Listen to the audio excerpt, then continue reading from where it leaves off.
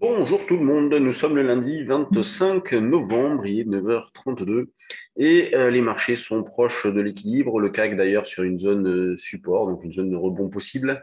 6715,20, c'est le support. En ce qui nous concerne, nous avons acheté un petit peu. Il y a le message que j'envoyais à nos abonnés juste avant de faire cette intervention-là. Par exemple, ce matin, on avait proposé un achat sur 23. Vous voyez, donc l'achat sur 23 ne confirmant pas, se pose la question de sortir pour reprendre un cran en dessous puisqu'il faut faire preuve de dynamisme dans cette phase-là, dans la mesure où les marchés sont toujours très hésitants. La semaine dernière, on a eu principalement des mouvements lundi et vendredi. Entre les deux, il n'y a pas eu grand-chose, une volatilité assez faible. Et donc vendredi, la reprise qui a amorcé jeudi soir et puis qui a confirmé le lendemain. Et donc ensuite, plus grand-chose. Donc volatilité assez faible dans la période actuelle, des marchés qui manquent de carburant.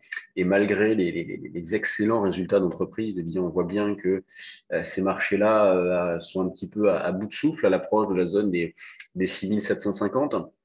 Donc, l'idée de travailler en poudre synthétique reste toujours d'actualité. Vous voyez, c'est la situation un petit peu particulière dans la mesure où sur le fond, il y a un biais qui est haussier, bien évidemment, mais gros point d'interrogation quant au potentiel dans la mesure où, et nous c'était notre scénario, on envisage toujours une, une évolution entre 6007 et 6003 la plupart du temps. Alors, c'est pas parce qu'on va dépasser la borne haute, par exemple, de 50 points qu'on va revoir notre copie.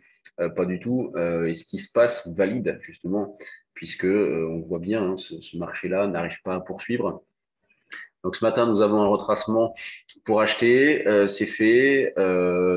Viser combien? Viser 45-55. Donc 43,5, 53,5 par exemple. Moi, je suis à 53 pour l'instant. Bon, on verra bien. J'ai décidé d'insister dans la mesure où j'ai des positions qui me couvrent. Sur le DAX, un petit peu de nervosité aussi. Alors la semaine dernière, moi j'ai fait beaucoup d'écarts entre 415 et 515. J'ai fait que ça sur le DAX. Donc bon, c'est bien, hein, ça fait quand même de beaux écarts. Là ce matin, on s'est arrêté, donc le 515 sous lequel on butait devient le plus proche support. Donc on a tenu sur 515. Alors je me suis mis un petit peu plus bas à l'achat, à 485, conformément à ce qu'on a proposé sur le trade du jour ce matin. Et si jamais ça passe, eh bien j'essaierai de revendre une centaine de points plus haut, 100, 120 points plus haut. De son côté, l'eurodoll, lui, on est toujours en situation de contre-signal je vous montrerai le graphe journalier demain. On est toujours en situation de contre-signal avec le croisement des moyennes mobiles. Donc, on est à la croisée des chemins sur l'eurodoll. Soit il en reste là et il confirme, on va dire, la tendance de fond qui reste baissière, on va dire qu'il poursuit cette tendance-là. Et si on franchit la zone des 1,17, 1,1750, eh bien, on aurait une neutralisation. Donc, ça fait des semaines, des mois qu'on travaille vendeur sur l'eurodoll. Et si on franchissait 1,17, 1,1750, on tendrait vers une neutralisation avec pourquoi pas un biais haussier d'ailleurs. Donc, moi, j'ai acheté des calls en prévision de ça. Je vous en ai parlé il y a quelques temps déjà. Donc, pas au plus bas, hein, mais vers un 16, par là, un petit peu en dessous. J'avais acheté des calls en me disant, bon, on pourrait être au bout de quelque chose. Donc, pourquoi pas assister à un rebond. Du côté des actions, je mets le bon espace de travail. Donc ce matin, il n'y a pas énormément de résultats. Il y en a eu beaucoup déjà la semaine dernière, et puis on va en avoir pas mal encore cette semaine, mais ce matin, il n'y a pas grand-chose. On a Technip qui se comporte bien, qui dérive avec une reprise ce matin, Gapalos. On a Sanofi Total, de grosses pondérations du CAC qui se comportent bien. Les bancaires aussi. Ce qui plombe un peu ce matin, c'est le luxe. Vous voyez, LVMH -1 qui a fait, qui bute toujours sous cette résistance 675 à 680.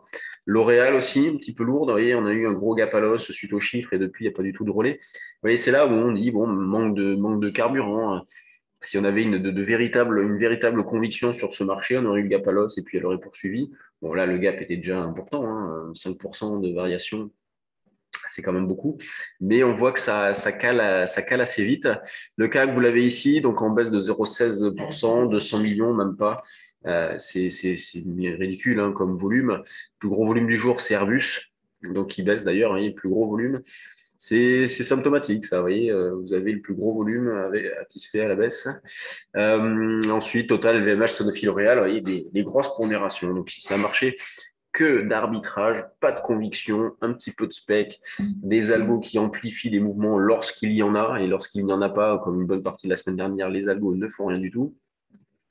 Et donc, au niveau des variations avec volume sur les mid et small, eh bien, bon, nous avons Visiomed, c'est pas la crème de la crème, hein, S30, DBT. Franchement, ça donne pas tellement envie. Tiens, Virbac, c'est une belle valeur, ça. On en avait fait alors ça date un peu, hein, mais en début d'année, on en avait fait par ici. Coface qui poursuit, c'est impressionnant le parcours de Coface. Cast, donc il n'y a pas Cast, c'est pas vilain d'ailleurs, hein, avec un démarrage ici, franchissement, puis elle confirme depuis. Donc difficile hein, de trouver des idées sur les mid et small. Sur les indices, on reste toujours très méfiant avec un gros point d'interrogation, comme je le disais tout à l'heure, quant au potentiel de hausse. En tout cas, bah, nous, on continue de travailler à l'achat, on continue éventuellement de monter des poudres synthétiques. Ça ne mange pas de pain. Moi, je l'ai fait la semaine dernière et ça a très bien fonctionné. Je me suis ennuyé pas mal de temps, mais le lundi, on a eu le repli pour racheter dans d'excellentes conditions les futurs. Puis moi, j'ai indiqué dans la salle des marchés que vers 6640, 45, je vais tirer la trappe sur les ventes de futurs. Et le vendredi, avec la reprise, on a très bien travaillé vendredi. Mais souvenez-vous, hein, en direct, je disais que j'avais vendu à 58. Je l'ai fait à plusieurs reprises d'ailleurs, 6758.